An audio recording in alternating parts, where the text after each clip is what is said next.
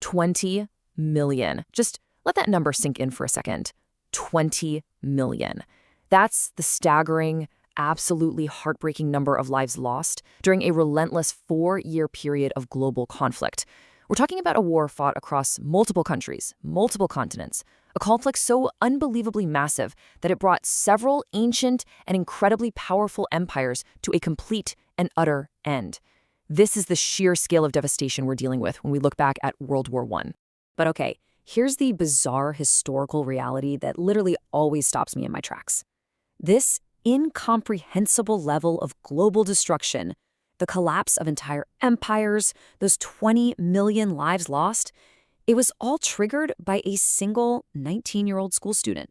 Seriously, on June 28, 1914, this teenager assassinated the Austro-Hungarian prince, and that one isolated incident somehow plunged the entire planet into chaos.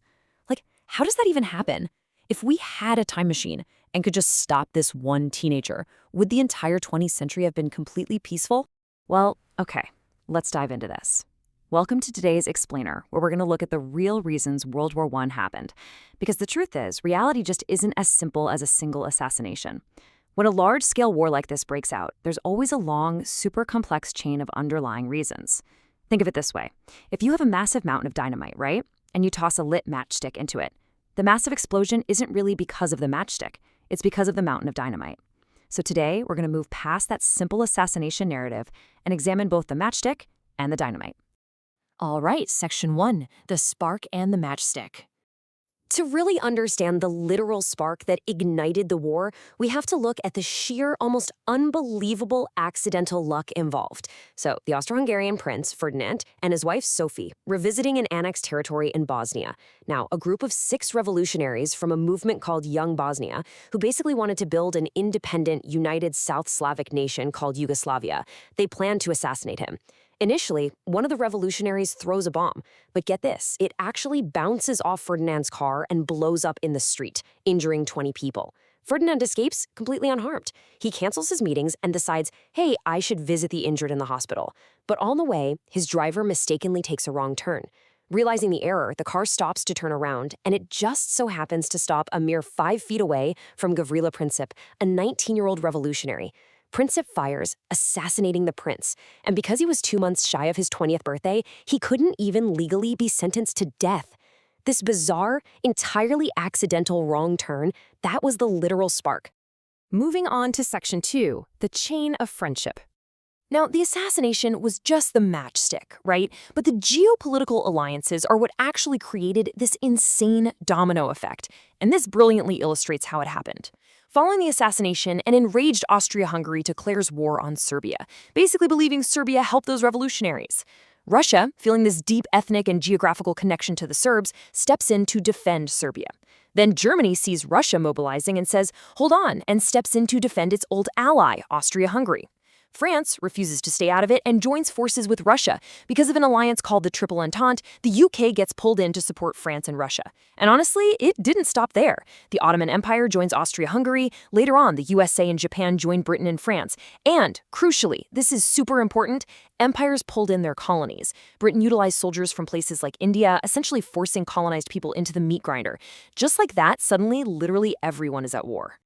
Which brings us to Section 3, the mountain of dynamite. So why was everyone so eager to jump into a global conflict in the first place? To understand why Europe was just this powder keg waiting for a spark, let's look at the really complex backstory of the Balkans, a region in Eastern Europe. According to the source material we're looking at, back in 1878, the Treaty of Berlin allowed the Austro-Hungarian Empire to temporarily administer Bosnia-Herzegovina. But fast forward 30 years later, in 1908, they outright annexed it. The local Bosnian people, who had already been under the Ottoman Empire for 400 years, were absolutely furious. I mean, they wanted freedom, not a brand new conqueror. Neighboring Serbia was enraged too, feeling a really deep ethnic connection as fellow South Slavs. Now, Russia initially wanted to support Serbia, but in 1909, when France refused to back Russia up, Russia was essentially silenced and forced to accept the annexation. So the tensions just simmered. The anger of the South Slavic people grew, and it all finally boiled over in 1914 with the assassination. Basically, these huge empires were trading lands and completely ignoring the fury of the actual people living there. So the really crucial point here is that Europe was eagerly primed for an explosion due to four core reasons.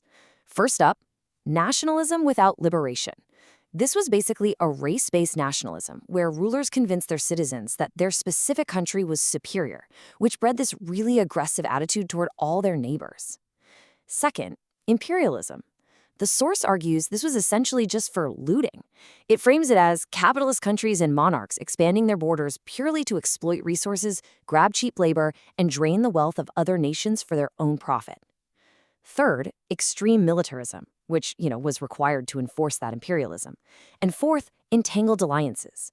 These countries were intensely jealous and paranoid of each other's imperial expansion, so they locked themselves into these mutual defense pacts, like the Triple Alliance and the Triple Entente, just to protect their own interests. And this builds specifically on that third point we just talked about, extreme militarism. Check this out. Between 1870 and 1914, the six great powers, Britain, France, Germany, Austria-Hungary, Russia, and Italy, they actually quadrupled their combined military spending from 94 million pounds, 4 times. They were pouring absolutely staggering amounts of wealth into building these massive armies and huge fleets like the British Royal Navy, specifically so they could invade and occupy other territories by sheer brute force. So they were armed to the teeth and honestly just waiting for an excuse to use those weapons. All right, Section 4, a royal family feud. Now we really have to shift our focus to the human element of the people who were actually calling the shots. Remember, most of these countries were not democracies back then. They were run by autocrats. Just look at the men running 3 of the most powerful empires involved: Kaiser Wilhelm II of Germany, Tsar Nicholas II of Russia, and King George V of Britain. They were incredibly ruthless monarchs who paid basically no heed to the opinions of their citizens. And here is the most shocking fact of the whole shebang. These 3 rulers leading opposing sides of a massive global war were literally first cousins. Seriously, no way, right? Queen Victoria of England had originally tried to get them to keep the peace, but after her death, the gloves completely came off. As the source material perfectly summarizes it, World War I was literally a Game of Thrones. The text really highlights that when a country went to war, it didn't represent the will of the people at all. It meant an autocrat was sending millions of voiceless commoners to go die over what the source frames as, essentially, a petty, violently destructive family squabble. They weren't fighting for freedom. They were fighting for the pride and the treasuries of their rulers. Next up, Section 5, propaganda versus reality. So you might be wondering, how exactly did these incredibly wealthy rulers actually motivate the working-class commoners to go to the mud and the trenches to fight and to die? Well, the answer is a concept the source refers to as linguistic nationalism. It was a massive, highly coordinated propaganda campaign. You see, being a soldier was a job for the poor, people who just lacked employment, enlisted simply to earn enough money to survive. But to get them to willingly die for an imperial land grab, the newspapers and the media heavily manipulated the working class. They created this image that warfare was a noble, gentlemanly profession. They labeled it as a completely selfless service for your country, even though, again, your country just meant the ruler's personal empire. They glorified all the bloodshed specifically to mask what the source describes as the harsh, gritty reality of capitalist looting. And you can see this stark contrast right in the literature of the time. The propaganda was heavily pushed by the monarchs. Like Britain actually appointed Alfred Tennyson to write The Charge of the Light Brigade. That's a poem that basically spun a horrific, fatal military failure into this glorious story of selfless, disciplined heroes. Winston Churchill even used glorious war poetry to recruit more people. But the reality was so grim. Poets who actually saw the war firsthand, like Wilfred Owen, wrote about the bitter truth. The poisonous fumes, wounded limbs, soldiers literally coughing up blood. The brilliant poet Thomas Hardy wrote The Man He Killed, which pointed out the tragic absurdity of it all. He wrote about 2 unemployed men who enlisted just to feed their families, started each other on a battlefield, and shot. Had they just met in a restaurant instead, they would have happily shared a drink as friends. Which leads us to Section 6, the Christmas truce. This brings us to such a powerful look at the human rebellion against this forced conflict. Because, not every soldier fell for that warmongering propaganda. There were actual mutinies in France and Russia. But the most beautiful and honestly tragic story is Christmas of 1914. British and German soldiers, deep in the trenches, actively decided to drop their weapons.